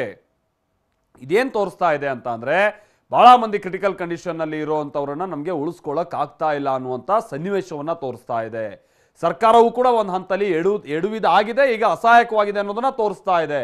ಬೆಂಗಳೂರಿನಲ್ಲಿ ಇವತ್ತು ಕೂಡ ಬೆಂಗಳೂರಿನಲ್ಲಿ ರಾಜ್ಯದಲ್ಲಿ 20,000ಕ್ಕಿಂತ ಹೆಚ್ಚಿನ ಕೇಸಸ್ಗಳು ಪತ್ತೆ ಆಗುತ್ತೆ ಬಿಡಿ. ಇವತ್ತು ಕೂಡ ಬೆಂಗಳೂರಿನಲ್ಲೇ ಇವತ್ತು 20,000ಕ್ಕಿಂತ ಅಧಿಕ ಕೇಸಸ್ಗಳು ಪತ್ತೆ ಆಗ್ಬೋದು. ಜಸ್ಟ್ ಇಮ್ಯಾಜಿನ್, 20,000 ಪೈಕಿ ಕೇವಲ 5% ಅಷ್ಟು ನಾವಿಲ್ಲಿ ಕ್ರಿಟಿಕಲ್ ಕಂಡೀಷನ್ ಅನ್ನುವಂಥದ್ದನ್ನ ಇಟ್ಕೊಂಡ್ರು ಕೂಡ 1,000 ಆಗುತ್ತೆ. ಅಂಥವ್ರಿಗೆ ಹೆಂಗೆ ಈಗ ಚಿಕಿತ್ಸೆಯನ್ನು ಕೊಡಿಸಬೇಕಾದಂತ ಅನಿವಾರ್ಯತೆ ಸರ್ಕಾರದ ಮುಂದಿದೆ, ಅದು ಯೋಚನೆ ಮಾಡಬೇಕಾಗಿದೆ. ಹಾಗಾದ್ರೆ ವಾಟ್ ನೆಕ್ಸ್ಟ್? ರಾಜ್ಯ ರಾಜಧಾನಿ ಬೆಂಗಳೂರಿನ ಪರಿಸ್ಥಿತಿ ಬಹಳ ಘನಘೋರವಾಗ್ತಾ ಇದೆ. ಇತರ ದೇಶದ ಬೇರೆ ಬೇರೆ ಮಹಾನಗರಗಳಿಗೆ ಹೋಲಿಸ್ಕೊಂಡ್ರೆ ಬೆಂಗಳೂರಿನ ಸ್ಥಿತಿ ಏನು ಬಹಳ ಉತ್ತಮ ಅಂತ ರೀತಿಯಲ್ಲಿಲ್ಲ. ಮುಂಬೈ ಎಲ್ಲ ಬಿಟ್ರೆ ನೆಕ್ಸ್ಟ್ ಹಂತದಲ್ಲಿರುವಂಥದ್ದೇ ಬೆಂಗಳೂರು. ತೀರಾ ವರ್ಸ್ಟ್ ಆಗಿ ಹೋಗ್ತಾ ಇದೆ. ದಿನ ಕಳೆದಂತೆ ಬೆಂಗಳೂರಿನಲ್ಲಿ ಪರಿಸ್ಥಿತಿ ಹೀಗೆ ಬಿಗಡಾಯಿಸ್ತಾನೆ ಇದೆ. ಒಂದು ದಿನದಿಂದ ಮತ್ತೊಂದು ದಿನಕ್ಕೆ ಕೇಸಸ್ಗಳು ಬಹಳ ಹೆಚ್ಚಾಗ್ತಾ ಇರೋದನ್ನು ನಾವು ನೋಡ್ತಾ ಇದ್ದೀವಿ. ಹೀಗಾಗಿ 14 ದಿನಗಳ ಕಾಲ ಬೆಂಗಳೂರು ಏನಾದ್ರು ಕಂಪ್ಲೀಟ್ ಆಗಿ ಬಂದ್ ಆಗುತ್ತಾ ಅನ್ನುವಂತ ಸನ್ನಿವೇಶವೂ ಕೂಡ ನಿರ್ಮಾಣ ಆಗಿದೆ. ಆಮೇಲೆ ಬೆಂಗಳೂರಿನಲ್ಲೇ ಹೆಚ್ಚು ಕಡಿಮೆ 1.5 ಲಕ್ಷದಷ್ಟು ಕೇಸಸ್ಗಳು ಆಕ್ಟಿವ್ ಕೇಸಸ್ ಇದೆ. ತೀರಾ ಹೆಚ್ಚಿದು. ದೇಶದ ಇತರ ನಗರಗಳಿಗೆ ಹೋಲಿಕೆ ಮಾಡಿದ್ರೆ ಬೆಂಗಳೂರು ಬಹಳ ಮೇಲ್ಸ್ಥಾನದಲ್ಲಿದೆ ಈ ಕೇಸಸ್ಗಳಿಗೆ ಸಂಬಂಧಪಟ್ಟಂಗೆ, ಆಕ್ಟಿವ್ ಕೇಸಸ್ಗಳಿಗೆ ಸಂಬಂಧಪಟ್ಟಂಗೆ. ಆಮೇಲೆ ಮುಂಬೈ ವಿಚಾರಕ್ಕೆ ಬರೋದಾದ್ರೂ ಕೂಡ ಅಲ್ಲಿಂತೂ ವರ್ಸ್ಟಾಗಿ ಹೋಗ್ಬಿಟ್ಟಿದೆ ಬಿಡಿ. ಬಟ್ ಅಲ್ಲಿನ ಜನರ ಡೆನ್ಸಿಟಿಗೆ ನಾವು ಗಮನ ಕೊಟ್ರೆ ಬೆಂಗಳೂರೇ ಹೈಯೆಸ್ಟ್. ಮುಂಬೈಗೆ ಹೋಲ್ಸ್ಕೊಂಡ್ರು ಕೂಡ ಹೈಯೆಸ್ಟ್ ಇಲ್ಲಿ ಆಕ್ಟಿವ್ ಕೇಸಸ್ಗಳಿರುವಂಥದ್ದು, ಆಮೇಲೆ ಕೇಸಸ್ಗಳು ಪತ್ತೆ ಆಗ್ತಾ ಇರುವಂತ ಈ ಸಂದರ್ಭವನ್ನ ನಾವು ನೋಡ್ತಾ ಇರುವಂತ ಸಂದರ್ಭದಲ್ಲಿ. ಹೀಗಾಗಿನೇ ಇದಕ್ಕೆಲ್ಲ ಕಡಿವಾಣ ಹಾಕೋದು ಹೇಗೆ, ಇದು ಈಗಿರುವಂತಹ ಪ್ರಶ್ನೆ. ಒಂದು, ಬೆಂಗಳೂರು ಸೇರಿದ ಹಾಗೆ ರಾಜ್ಯಾದ್ಯಂತ ನೈಟ್ ಕರ್ಫ್ಯೂ ಅನ್ನ ಮುಂದುವರಿಸಬಹುದು. 2, ಬೆಂಗಳೂರಿನಲ್ಲಿ ಇಡೀ ದಿನ ಸೆಕ್ಷನ್ 144 ಅನ್ನ ಜಾರಿಗೊಳಿಸುವಂತ ಕೆಲಸ ಆಗಬಹುದು. ಸಂತೆ, ಮಾರ್ಕೆಟ್, ಶಾಪ್, ಮಾಲ್ಗಳು ಇದೆಲ್ಲವನ್ನು ಕೂಡ ಕ್ಲೋಸ್ ಮಾಡುವಂತ ನಿರ್ಧಾರಕ್ಕೆ ಬರ್ಬೋದು. ಹೀಗೆ ಸರ್ಕಾರದ ಮುಂದೆ ಒಂದಷ್ಟು ಅವಕಾಶಗಳಿದೆ. ಏನು ಆಯ್ಕೆಗಳನ್ನ ಸರ್ಕಾರ ಇಟ್ಕೊಂಡಿದೆ? ಬೆಂಗಳೂರು ಸೇರಿದಾಗೆ ರಾಜ್ಯಾದ್ಯಂತ ನೈಟ್ ಕರ್ಫ್ಯೂ ಅನ್ನ ಮುಂದುವರಿಸೋದಕ್ಕೆ ಯೋಚನೆ ಮಾಡಬಹುದು ಈ ಟೈಮ್ನಲ್ಲಿ. ಯಾಕಂದ್ರೆ ಈಗ ಆಲ್ರೆಡಿ ಅದು ಚಾಲ್ತಿಯಲ್ಲಿ ಇದೆ ಕೂಡ, ಅದನ್ನೇ ಮುಂದುವರಿಸಬಹುದು. ಆಮೇಲೆ 144 ಸೆಕ್ಷನ್ ಅನ್ನ ಹಗಲಲ್ಲಿ ಹಾಕುವಂತ ಕೆಲಸವನ್ನ ಮುಂದುವರಿಸಿ ಕೇಸಸ್ಗಳನ್ನ ಕಮ್ಮಿ ಮಾಡಬೇಕು ಅನ್ನುವಂಥ ನಿಟ್ಟಿನಲ್ಲಿ ಹೀಗೊಂದು ಪ್ರಯತ್ನ ಮಾಡ್ಬೋದು. ಜನ ಸುಮ್ಮನೆ ಮನೆಯಿಂದ ಹೊರಗೆ ಬರಬಾರ್ದು ಅನ್ನುವಂಥ ನಿಟ್ಟಿನಲ್ಲಿ 144 ಮುಖ್ಯವಾಗಿ ರಿಸ್ಟ್ರಿಕ್ಷನ್ಸ್ ಹಾಕುವಂತ ಕೆಲಸವನ್ನ ಮಾಡೋದಕ್ಕೂ ಕೂಡ ಅವಕಾಶ ಇದೆ. ಮೂರನೇದು ಏನು ಅಂತಂದ್ರೆ ಸಂತೆ, market, shopping mall, hotel complete close ಆಗ್ಬೋದು. ಈಗ ಬಹುತೇಕ ಕ್ಲೋಸ್ ಆಗೋಗಿದೆ ಬಿಡಿ, ಸಂತೆ ಎಲ್ಲ ಏನು ಆಗ್ತಾ ಇಲ್ಲ, ಅನುಮತಿ ಇಲ್ಲ, ಅಲ್ಲಿ ಇಲ್ಲಿ ಆಗ್ತಾ ಇದೆ. ಮಾರ್ಕೆಟ್ಗಳು ತೆರೆದಿದೆ, ಶಾಪಿಂಗ್ ಮಾಲ್ಗಳಿಗೆ ಬಹುತೇಕ ಕ್ಲೋಸ್ ಆಗಿ ಹೋಗ್ಬಿಟ್ಟಿದೆ ಬಿಡಿ, ಅದರಲ್ಲಿ ಅದು ಯಥಾಸ್ಥಿತಿ ಮುಂದುವರಿಸಬಹುದು. ಹೋಟೆಲ್ಗಳು ಕಂಪ್ಲೀಟ್ ಆಗಿ ಬಂದ್ ಆಗೋಗಿದೆ, ಬಟ್ ಪಾರ್ಸಲ್ ಸರ್ವಿಸ್ ಇದೆ. ಹೆಚ್ಚು ಕಮ್ಮಿ ಆದರೆ ಅದಕ್ಕೂ ಕೂಡ ರಿಸ್ಟ್ರಿಕ್ಷನ್ಸ್ ಬೀಳ್ಬೋದು. ಬೆಂಗಳೂರಿನಲ್ಲಿ ಹೀಗೆ ಕಠಿಣವಾದಂಥ ರೂಲ್ಸ್ ಅನ್ನ ಜಾರಿಗೊಳಿಸೋದಕ್ಕೆ ಅವಕಾಶಗಳು ಸರ್ಕಾರದ ಬಳಿ ಇದೆ. ಕಂಟ್ರೋಲ್ಡ್ ಲಾಕ್ಡೌನ್ ಮೊರೆ ಹೋಗುತ್ತಾ ರಾಜ್ಯ ಸರ್ಕಾರ ಅನ್ನುವಂಥದ್ದನ್ನ ಕೂಡ ನಾವು ನೋಡಬೇಕಿದೆ. ಅಂದ್ರೆ ಬಹಳ ಕೆಲವೊಂದಕ್ಕೆ ಮಾತ್ರ ಅವಕಾಶಗಳನ್ನ ಕೊಟ್ಟು, ಅಂದ್ರೆ ನಾವು ಎಸೆನ್ಷಿಯಲ್ ಅನ್ನುವಂಥದ್ದು ಏನು ಪರಿಗಣಿಸ್ತೀವಿ ಅಂತ ಪ್ರಾಡಕ್ಟ್ಸ್ಗಳನ್ನ ತಯಾರು ಮಾಡುವಂತ ಫ್ಯಾಕ್ಟ್ರಿಗಳೇನಿದೆ, ಸೊ ಅಂಥದಕ್ಕೆ ಕೈಗಾರಿಕೆಗಳಿಗೆ ಮಾತ್ರ ಕೆಲವೊಂದಕ್ಕೆ ಅವಕಾಶ ಕೊಟ್ಟು ಉಳಿದಂತ ಕಂಪ್ಲೀಟ್ ಲಾಕ್ಡೌನ್ ಮಾಡೋದಕ್ಕೆ. ಅದರಲ್ಲೂ 1-2 ದಿನ ಅಲ್ಲ, 14 ದಿನಗಳ ಕಂಪ್ಲೀಟ್ ಲಾಕ್ಡೌನ್ ಮಾಡಿದ್ರು ಕೂಡ ಆಶ್ಚರ್ಯ ಇಲ್ಲ. ತಜ್ಞರ ಪ್ರಕಾರವಾಗಿ ಮೊನ್ನೆ ಇನ್ಫ್ಯಾಕ್ಟ್ ಟಿವಿ9 ಜೊತೆಗೆ ಮಾತನಾಡ್ತಾ ಇದ್ದಂತ ಗಿರಿಧರ್ ಬಾಬು ಅವರು ಈಗಲ್ಲ, ಒಂದು ವಾರದ ಮುಂಚೆನೇ ಹೇಳಿದ್ರು 14 ದಿನದ ಲಾಕ್ಡೌನ್ನ ಅವಶ್ಯಕತೆ ಇದೆ ನಮ್ಮ ರಾಜ್ಯದಲ್ಲಿ ಕೇಸಸ್ನ ಕಂಟ್ರೋಲಿಗೆ ತರೋದಕ್ಕೆ ಅಂತ ಅವರು ಹೇಳ್ತಾ ಇದ್ರು. ಹೀಗಾಗಿ ತಜ್ಞರ ಮಾತಿನ ಪ್ರಕಾರವಾಗಿ ಹೋಗೋದಾದ್ರೆ, ತಾಂತ್ರಿಕ ಸಲಹಾ ಸಮಿತಿ ಕೊಟ್ಟಿರುವಂತಹ ವರದಿ ಪ್ರಕಾರವಾಗಿ ಹೋಗೋದಾದ್ರೆ, ಕೆಲ ಮಾಜಿ ಮುಖ್ಯಮಂತ್ರಿಗಳು ಕೊಟ್ಟಿರುವಂತಹ ಸಲಹೆಯ ಮುಖ್ಯವಾಗಿ ಹೋಗೋದಾದ್ರೆ ಕಂಪ್ಲೀಟ್ ಆಗಿ ಬಂದ್ ಆಗ್ಬೋದಾ ಅಂತ ಚಾನ್ಸಸ್ ಇದೆ. ಆಮೇಲೆ ಇದಕ್ಕೆಲ್ಲ ಸಂಬಂಧಪಟ್ಟಂಗೆ ನಾಳೆ ರಾಜ್ಯ ಸರ್ಕಾರ ನಾನು ಮೊದಲೇ ಹೇಳಿದಾಗೆ ಒಂದು ಕ್ಯಾಬಿನೆಟ್ ಸಭೆಯನ್ನ ಕರೆದಿದೆ. ಬಹುಶಃ ಈಗ ಇರುವಂತ ಅವಕಾಶಗಳನ್ನು ನೀವು ನಿನ್ನೆಯಿಂದನೇ ನೋಡಿದ್ದೀರಾ. ಈಗ ಸ್ಯಾಟರ್ಡೆ ಸಂಡೇ ಬಿಟ್ಬಿಡಿ, ಮೊನ್ನೆ ಶುಕ್ರವಾರ ಸಂದರ್ಭದಲ್ಲೂ ಕೂಡ ನೀವು ನೋಡಿದ್ದೀರಾ. ಈ ದಿನಸಿ ಅಂಗಡಿಗಳನ್ನ ಬಿಟ್ರೆ, ಆಮೇಲೆ ವೈನ್ ಶಾಪ್ಗಳನ್ನ ಬಿಟ್ರೆ ಅದರಲ್ಲೂ ಪಾರ್ಸಲಿಗೆ ಮಾತ್ರ ಅವಕಾಶ ಇರೋದು. ಉಳಿದಿದ್ದೆಲ್ಲವೂ ಬಹುತೇಕ ಈಗ ಆಲ್ರೆಡಿ ಬಂದಾಗ ಹೋಗಾಗಿದೆ. ಈಗ ಬಟ್ಟೆ ಅಂಗಡಿ ಆಗಿರ್ಬೋದು, ಆಪ್ಟಿಕಲ್ಸ್ ಆಗಿರ್ಬೋದು, ಈ ತರದ್ ಯಾವುದು ಕೂಡ ತೆರೆದಿಲ್ಲ. ನಾವು ಬೆಂಗಳೂರಿನಲ್ಲಿ ಗಮನಿಸ್ತಾ ಇದ್ದೀವಿ. ಆದ್ರೆ ನಾಳೆ ಅಂದ್ರೆ ಈಗ ನಾಳೆ ಹೇಗಿದ್ರು ಈ ಶುಕ್ರವಾರ ನಾವೇನ್ ನೋಡಿದೀವಿ ಅಂತ ರೂಲ್ಗಳಿರುತ್ತೆ. ಬಟ್ ಮಧ್ಯಾಹ್ನದ ನಂತರದಲ್ಲೋ ಅಥವಾ ನಾಳೆ ಸಭೆ ಆದಂತ ನಂತರದಲ್ಲಿ ನಾಡ್ದಿಂದ ಅಂತ ಹೇಳ್ಕೊಂಡ್ಬಿಟ್ಟು ಬಹಳ ಸ್ಟ್ರಿಕ್ಟ್ ಆಗಿ ಕೆಲವು ರೂಲ್ಸ್ ಗಳನ್ನ ತಂದು ಹೋಟೆಲ್ಗಳಲ್ಲೂ ಕೂಡ ಕಂಪ್ಲೀಟ್ ಆಗಿ ಕ್ಲೋಸ್ ಮಾಡಿದ್ರು ಮಾಡ್ಬೋದು, ಅಥವಾ ಡೆಲಿವರಿ ಸರ್ವಿಸಸ್ಗೆ ಮಾತ್ರ ಅವಕಾಶ ಕೊಟ್ಟರು ಕೊಡ್ಬೋದು. ಆಮೇಲೆ ಆಟೋ ಬಸ್ಗಳಿಗೆ ಸಂಬಂಧಪಟ್ಟಂಗೆನೂ ಕೂಡ ಕಠಿಣವಂತ ನಿರ್ಧಾರಕ್ಕೆ ಬರ್ಬೋದು. ಆಟೋ, ಟ್ಯಾಕ್ಸಿ, ಓಲಾ, ಊಬರ್ ಕೂಡ ರಸ್ತೆಗಿಳಿಯಲ್ಲ ಅನ್ನುವಂತ ರೀತಿಯಾದಂಥ ಸನ್ನಿವೇಶ ಇದೆ. ಯಾಕಂದ್ರೆ ಆ ಥರ ನಿರ್ಧಾರಕ್ಕೆ ಬರ್ಬೋದು. ನಾಳೆಯಿಂದನೇ ಆಟೋ, ಟ್ಯಾಕ್ಸಿ ಜೊತೆಗೆ ಓಲಾ, ಊಬರ್ ಸಿಗಲ್ವಾ ಹಾಗಾದ್ರೆ? ಯಾಕಂದ್ರೆ ಪ್ರಯಾಣಿಕರಿಗೆ ಅವಕಾಶವನ್ನೇ ಕೊಡ್ದಿತ್ತೀವಿ ಎಲ್ಲಿಗೂ ಓಡಾಡೋ ರೀತಿಯಲ್ಲಿ, ಓಡಾಡದೇ ಇರುವಂತ ರೀತಿಯಲ್ಲಿ ಈ ಎಲ್ಲ ಓಡಾಟವನ್ನು ಕೂಡ ಸ್ತಬ್ಧ ಮಾಡುವಂತ ನಿಟ್ಟಿನಲ್ಲಿ ಸರ್ಕಾರ ಯೋಚನೆ ಮಾಡ್ತಿದೆ ಅನ್ನುವಂಥ ಸಂಗತಿ ಗೊತ್ತಾಗ್ತಾ ಇದೆ. ಸದ್ಯ ನೀವು ಗಮನಿಸಬಹುದು, ಆಟೋ, ಟ್ಯಾಕ್ಸಿ, ಓಲಾ, ಊಬರ್ ಓಡಾಟಕ್ಕೆ ಅವಕಾಶ ಇದೆ. ಇಂತಿಷ್ಟು ಜನ ಇರಬೇಕು ಅದರಲ್ಲಿ ಅನ್ನುವಂಥ ಸೂಚನೆ ಇದೆ. ಅಂದ್ರೆ 1+4 ಅನ್ನುವಂಥದ್ದನ್ನ ನಾವೇನು ಟ್ಯಾಕ್ಸಿಗಳಲ್ಲಿ ನೋಡ್ತೀವಿ, 1+4 ಅಲ್ಲ 1+2 ಅನ್ನುವಂಥದ್ದು. ಹಿಂದೆ ಇಬ್ಬರೇ ಕೂತಿರ್ಬೇಕು ಅಥವಾ ಮುಂದೆ ಇಬ್ರು ಹಿಂದೆ ಒಬ್ಬ, ಈ ರೀತಿಯಾದಂಥದ್ದು ರೂಲ್ ತರ್ಬೋದು. ಲಾಕ್ಡೌನ್ ಆದ್ರೆ ಆಟೋ, ಟ್ಯಾಕ್ಸಿ, ಓಲಾ, ಊಬರ್ ಸೇವೆ ಬಹುತೇಕ ಇಲ್ಲಿ ಬಂದ್ ಆಗುತ್ತೆ. ಆಮೇಲೆ ಕಳೆದ ಬಾರಿನೂ ಇದೇ ರೀತಿಯಾಗಿ ಬಂದ್ ಮಾಡಿ ಅವರೆಲ್ಲ ಬಹಳ ಸಮಸ್ಯೆಯನ್ನು ಅನುಭವಿಸಿದ್ರು. ಹಾಗೇನೋ ಸರ್ಕಾರ ಆಟೋ ಚಾಲಕರಿಗೆಲ್ಲ 5,000 ರೂಪಾಯಿ ಕೊಡ್ತೀನಿ ಅನ್ನುವಂಥ ಮಾತನ್ನ ಹೇಳಿದ್ರು ತಿಂಗಳಿಗೆ. ಬಟ್ ಅದು ಕೂಡ ಸರಿಯಾಗಿ ಆಗಿಲ್ಲ ಅನ್ನುವಂಥದ್ದು ವಿಚಾರ ಇದೆ. ಆಮೇಲೆ ಇನ್ನೊಂದು ಕಡೆ ಕತೆ ನೋಡಿದ್ರೆ, ಈಗ ಪೆಟ್ರೋಲ್ ರೇಟು, ಡೀಸೆಲ್ ರೇಟ್ ಎಲ್ಲ ಜಾಸ್ತಿ ಆಗಿರುವಂಥ ಕಾರಣಕ್ಕಾಗಿ ಟ್ಯಾಕ್ಸಿಯವರು ಕೂಡ ಬಹಳ ಲಾಸ್ ಅಲ್ಲಿದ್ದಾರೆ. ಹೀಗಾಗಿ ಅವರನ್ನ ಬಂದ್ ಮಾಡಿದ್ರೆ ಅವ್ರಿಗೆ ಏನಾದ್ರೂ ವಿನಾಯಿತಿ ಇದೆಯಾ ಅನ್ನುವಂಥದ್ದು ಅವ್ರು ಎದುರು ನೋಡ್ತಾ ಇರುವಂತ ಸಂಗತಿ. ನಾಳೆಯಿಂದ KSRTC ಜೊತೆಗೆ BMTC ಬಸ್ಗಳ ಕಡೆಗೂ ಕೂಡ ನಾವು ಗಮನ ಕೊಟ್ಟರೆ ಅವುಗಳು ಕೂಡ ಸಂಚರಿಸುವಂತ ಚಾನ್ಸಸ್ ತೀರಾ ಕಮ್ಮಿ ಇದೆ ಅನ್ನುವಂಥ ಸಂಗತಿ ಗೊತ್ತಾಗ್ತಾ ಇದೆ. ಅಕಸ್ಮಾತ್ ಏನಾದ್ರು ಲಾಕ್ಡೌನ್ ಅಂತ ನಿರ್ಧಾರಕ್ಕೆ ಬಂದ್ರೆ ಬೆಂಗಳೂರು ಸೇರಿದ ಹಾಗೆ ರಾಜ್ಯದ ಸಂಚಾರಕ್ಕೆ ಸಂಬಂಧಪಟ್ಟ ಹಾಗೆ ನಾಡಿ ಮಿಡಿತ ಯಾವುದು KSRTC ಜೊತೆಗೆ ಬೆಂಗಳೂರಿಗೆ BMTC ಈ ಬಸ್ಗಳನ್ನು ಕೂಡ ಕಂಪ್ಲೀಟ್ ಆಗಿ ಕ್ಲೋಸ್ ಮಾಡ್ಬೋದು. ನಾವು ಇವತ್ತು ಮತ್ತೆ ನಿನ್ನೆ ನೋಡ್ಬೋದು, ಅಂದ್ರೆ ಶನಿವಾರ ಭಾನುವಾರ ನೋಡಿದ್ರೆ ಆಗ್ಲೂ ಕೂಡ ಬಸ್ಸಸ್ಗಳು ಬಹಳ ಕಮ್ಮಿ ಓಡಾಡಿದ್ದು, BMTCನೂ ಅಷ್ಟೇ KSRTCನೂ ಅಷ್ಟೇ. ಹೀಗಾಗಿ ಈಗ ಹಂತವಾಗಿ ಅವುಗಳನ್ನ ಕ್ಲೋಸ್ ಮಾಡುವಂತ ನಿಟ್ಟಿನಲ್ಲಿ ಲಾಕ್ಡೌನ್ ಅಂತ ನಿರ್ಧಾರಕ್ಕೆ ಬರ್ಬೋದು. ಸದ್ಯ ರಾಜ್ಯಾದ್ಯಂತ KSRTC ಬಸ್ಗಳ ಓಡಾಟಕ್ಕೆ ಅವಕಾಶ ಇದೆ, ಬಟ್ ಪ್ರಯಾಣಿಕರ ಲಭ್ಯತೆಯನ್ನು ಅನುಸರಿಸಿ ಓಡಾಡೋಕ್ಕೆ ಅವಕಾಶ ಇದೆ. ಅಕಸ್ಮಾತ್ ಲಾಕ್ಡೌನ್ ಅಂತ ನಿರ್ಧಾರಕ್ಕೆ ಬಂದ್ರೆ KSRTC ಹಾಗೆ BMTC ಬಸ್ಗಳು ಕಂಪ್ಲೀಟ್ ಆಗಿ ಬಂದ್ ಆದ್ರೂ ಕೂಡ ಆಶ್ಚರ್ಯ ಇಲ್ಲ. ಹೀಗಾಗಿ ರಾಜ್ಯದ ಜನ ನಾಳೆ ನಾಳಿದ್ದು ಏನಾದ್ರು ಪ್ಲಾನ್ ಮಾಡ್ಕೊಳ್ಳೋದು, ಓಡಾಟ ವ್ಯವಸ್ಥೆಗೆ ನೀವೇನಾದ್ರೂ ಓಡಾಡೋಕ್ಕೆ ಏನಾದರೂ ನೀವು ಅಂದ್ಕೊಂಡಿದ್ರೆ ಇಲ್ಲಿಂದ ಅಲ್ಲಿಗೆ ಹೋಗಬೇಕು ಅಥವಾ ನಿಮ್ಮ ಊರಿಂದ ಮತ್ತೊಂದು ಊರಿಗೆ ಹೋಗಬೇಕು ಅನ್ನುವಂಥ ನಿಟ್ಟಿನಲ್ಲಿ ಸ್ವಲ್ಪ ಯೋಚನೆ ಮಾಡಿ ನಾಳಿನ ಕ್ಯಾಬಿನೆಟ್ ಮೀಟಿಂಗ್ನ ಕಡೆಗೆ ನೀವು ಒಂದು ಸ್ವಲ್ಪ ಗಮನ ಕೊಡಿ. ನಾಳೆಯಿಂದ ಅಕಸ್ಮಾತ್ ಕ್ಯಾಬಿನೆಟ್ ಮೀಟಿಂಗ್ನಲ್ಲಿ ಲಾಕ್ಡೌನ್ ಅನ್ನುವಂಥ ನಿರ್ಧಾರಕ್ಕೆ ಬಂದರೆ ಹೋಟೆಲ್ಗಳು ಕೂಡ ಕಂಪ್ಲೀಟ್ ಆಗಿ ಬಂದ್ ಆಗುತ್ತೋ ಅನ್ನುವಂಥ ವಿಚಾರ ಇದೆ. ಆಮೇಲೆ ಈಗ ಸಂಗತಿ ಅಂತಂದ್ರೆ ಈಗ ಆಲ್ರೆಡಿ ಹೋಟೆಲ್ಗಳು ಕಂಪ್ಲೀಟ್ ಆಗಿ ಬಂದ್ ಆಗಿದ್ದಾವೆ, ಅಂದ್ರೆ ಕೂತು ತಿನ್ನೋಕೆ ಅವಕಾಶ ಇಲ್ಲ ಅಷ್ಟೇ, ಪಾರ್ಸಲ್ಗೆ ಅವಕಾಶ ಇದೆ. ಅಕಸ್ಮಾತ್ ಏನಾದರೂ ಲಾಕ್ಡೌನ್ ಅಂತ ನಿರ್ಧಾರಕ್ಕೆ ಬಂದ್ರೆ ಪಾರ್ಸಲ್ ಕೂಡ ಸಿಗಲ್ವಾ ಅನ್ನುವಂಥ ಪ್ರಶ್ನೆ ಇದೆ. ಹೋಟೆಲ್ ಊಟ ತಿಂಡಿಗೆ ಅವಕಾಶನೇ ಇರಲ್ವಾ ಅಂತ. ಬಟ್ ವಿಚಾರ ಅಂತಂದ್ರೆ ಬೆಂಗಳೂರಿನಲ್ಲಿ ಬಹಳ ಮಂದಿ ಈ ಊಟ ತಿಂಡಿಗೆ ಹೋಟೆಲ್ ಮೇಲೆ ಡಿಪೆಂಡ್ ಆಗಿರುವಂತ ಕಾರಣಕ್ಕಾಗಿ ಪಾರ್ಸಲ್ಗಾದ್ರೂ ಅವಕಾಶ ಕೊಡಬೇಕು ಅನ್ನುವಂಥ ನಿಟ್ಟಲ್ಲಿ ಒತ್ತಾಯ ಇದೆ. ಈ ಡೆಲಿವರಿ ಬಾಯ್ಸ್ ಮುಖೇನವಾಗಿ ಊಟ ಕಳಿಸುವಂತ ನಿಟ್ಟಲ್ಲಿ ವ್ಯವಸ್ಥೆ ಆಗುತ್ತೆ, ಅದು ಮುಂದುವರಿಲಿ ಅನ್ನುವಂಥದ್ದು ಮಾತಿದೆ. ಹಾಗಾಗಿ ನಾಳೆಯಿಂದ ಅಕಸ್ಮಾತ್ ಏನಾದರೂ ಹೋಟೆಲ್ಗಳು ಬಂದಾಗಿ ಹೋಗ್ಬಿಟ್ರೆ ಮನೆ ಊಟ ತಿಂಡಿನೇ ಗತಿ ಆಗ್ಬಿಡುತ್ತೆ. ಎಷ್ಟೋ ಮಂದಿ ಮನೆಯಲ್ಲಿ ಅಡುಗೆ ಮಾಡ್ಕೊಳ್ಳೋಕ್ಕೆ ಸಾಮಾನು ಸರಂಜಾಮುಗಳನ್ನು ಕೂಡ ಪಾಪ ಅವ್ರು ಇಟ್ಕೊಂಡಿರಲ್ಲ. ಹೀಗಾಗಿ ಅಂಥವ್ರಿಗೆಲ್ಲ ಭಾಳ ಹೊಡ್ತಾ ಬೀಳುತ್ತೆ. ಆಮೇಲೆ ಹೋಟೆಲ್ ಮಾಲೀಕರಿಗೂ ಕೂಡ ಬಹಳಷ್ಟು ಶಾಕೆ ಇದು. ಈಗ ಆಲ್ರೆಡಿ ಕೂತು ತಿನ್ನೋದಕ್ಕೆ ಅವಕಾಶ ಇಲ್ಲದೆ ಇರುವಂಥ ಕಾರಣಕ್ಕಾಗಿ ಪಾರ್ಸಲ್ ಮೇಲೇ ಎಷ್ಟು ಅಂತ ನಾವು ಡಿಪೆಂಡ್ ಆಗೋಕ್ಕಾಗುತ್ತೆ, ಅಥವಾ ಏನು ಇನ್ಕಮ್ ಇಲ್ಲ ನಮ್ಗೆ ಅದರಿಂದ ಅನ್ನುವಂಥ ಮಾತನ್ನ ಹೇಳ್ತಾ ಇದ್ದಾರೆ. ಅದನ್ನೂ ಕಂಪ್ಲೀಟ್ ಆಗಿ ಕ್ಲೋಸ್ ಮಾಡಿಬಿಟ್ರೆ ಅವ್ರಿಗೆ ದೊಡ್ಡ ಶಾಕ್ ಇದಾಗಿರುತ್ತೆ. ನಾಳೆಯಿಂದ ಹೋಮ್ ಡೆಲಿವರಿಗೂ ಕೂಡ ಹಾಗಾದ್ರೆ ಅವಕಾಶ ಇರಲ್ವಾ ಅನ್ನುವಂಥ ಪ್ರಶ್ನೆ ಇದೆ. ಮನೆಗೆ ತರಿಸಿ ತಿನ್ನೋಣ ಅಂತ ಅಂದ್ರೂ ಕೂಡ ಅದಕ್ಕೆ ಅವಕಾಶ ಇಲ್ವಾ ಅಂತ. ಯಾಕಂದ್ರೆ ಡೆಲಿವರಿ ಬಾಯ್ಸೇ ಬಹಳ ಮಂದಿ ಓಡಾಡ್ತಾ ಇರ್ತಾರೆ. ಆಮೇಲೆ ಸೋಂಕನ ಕಂಪ್ಲೀಟ್ ಆಗಿ ತಡೆಗಟ್ಟುವಂತ ನಿಟ್ಟಿನಲ್ಲಿ ಎಲ್ಲೂ ಕೂಡ ಓಡಾಟ ಇರಬಾರ್ದು ಅನ್ನುವಂಥ ನಿರ್ಧಾರಕ್ಕೆ ಸರ್ಕಾರ ಬಂದ್ರೆ ಡೆಲಿವರಿ ಬಾಯ್ಸಿಗೂ ಕೂಡ ರಿಸ್ಟ್ರಿಕ್ಷನ್ಸ್ ಹಾಕುವಂತ ಚಾನ್ಸಸ್ ಇರುತ್ತೆ. ಅದು ಹೋಟೆಲ್ಗಳನ್ನ ಕ್ಲೋಸ್ ಮಾಡೋ ಮುಖೇನವಾಗಿ ಹೋಮ್ ಡೆಲಿವರಿಗೆ ಆರ್ಡರ್ ಮಾಡೋದಕ್ಕೂ ಕೂಡ ಅವಕಾಶ ಇರಲ್ವಾ ಅನ್ನುವಂಥದ್ದು ಒಂದು ಆತಂಕ ಇದೆ. ಅದರೊಳಗೂ ಈ ಬ್ಯಾಚುಲರ್ಸ್ಗಳು ಅಡುಗೆ ಮಾಡೋಕೆ ಬರದೇ ಇರುವಂಥವ್ರು, ಮನೆಯಲ್ಲಿ ಅಡುಗೆ ಮಾಡೋವಂಥವ್ರು ಯಾರು ಇಲ್ಲದೆ ಇರುವಂಥವ್ರು, ಅವರಿಗೆಲ್ಲ ಇದು ಸಮಸ್ಯೆ ಆಗ್ಬಿಡುತ್ತೆ.